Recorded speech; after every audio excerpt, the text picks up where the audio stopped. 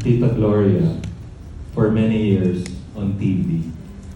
Palibhasa na natin. Ami Perez. Mami.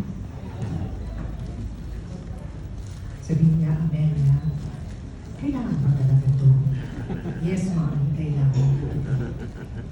Magandang gabi po sa inyong lahat. Sa mga hindi po nakakaalam, sa mga millennials na kagaya ko po, huwag na po kayong kumando. Si Tita Gloria po ay naging on-screen mother ko sa Palibhasa Lalaki for almost 12 years. So sa mga OLD po, alam niyo po yun. Napanood niyo po yun. Sila yung mga millennials, rerun ang napapanood nila.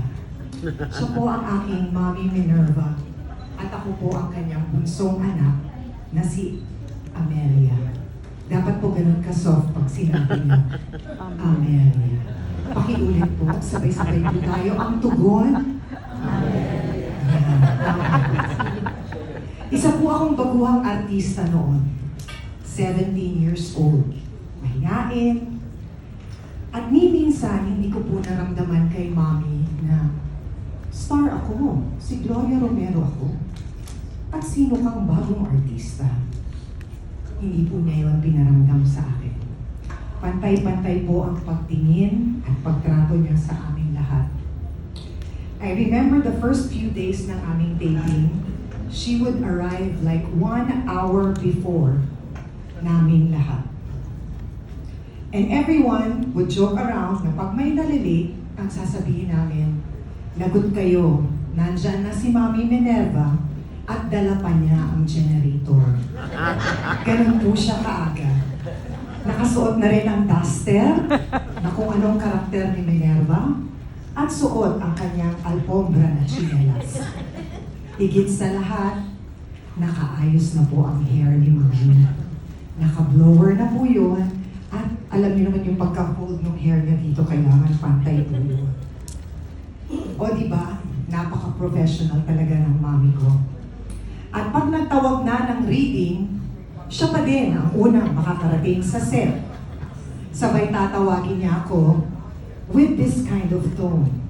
Amelia, hindi pa ba ready ang kapatid mong si Cynthia?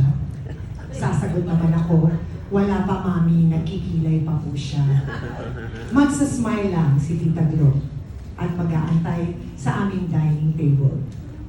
Pag nag-throw lines at blocking, walang hawak na script si Mami dahil memorize na niya ang kanyang linya at hindi siya sasagot until she hears your last line.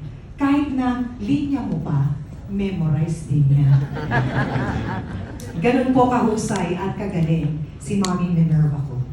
Her love and dedication for her craft is something that I truly admire about her.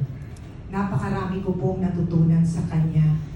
Halos hindi ko mabilang. And for that, Mami, salamat. At totoo din po yung mga narinig natin the past few days about her. Pag nagagalit, parang hindi siya galit, mabait pa rin. Kasi I remember nung nabasa po siya, I'm sure marami po ang nakapanood ng episode na yun.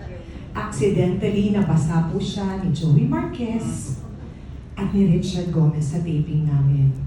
Kasi diba dun sa ending namin sa show, laging may basaan. Ang narinig ko lang sa kanya ay ganito. Joselito, Ricardo, sabay hampas po ng balde, hindi sa tao kundi sa sahig. Hindi sa kanila at ganun po kabait at napakabuting tao ng mami ko.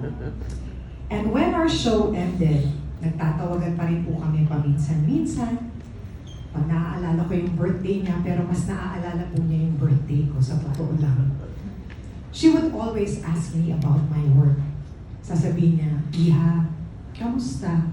May work pa ba? Lagi po siyang nag-aalala para sa akin. Kinakamusta niya ang mga anak ko, lalo na si Addie. Nung nagkita kami last December 23, sabi niya sa akin, I'm old, Iha. Tapos tumingin siya sa akin. Iha, maganda ka noon. Pero bakit mas maganda ka ngayon? Sabi niya. syempre, sa'yo ako nagmana, Mami. You know, I was so happy and grateful na nagkita kami kasi sobra kong na-miss siya. Mami, thank you. Thank you for all the love, the understanding, and guidance. I will miss you, my Mommy Minerva, and you will always be my one and only Mommy Minerva. To Marites and Chris, my deepest sympathy, and know that I love you both so much and I will always be here for you. Maraming salamat.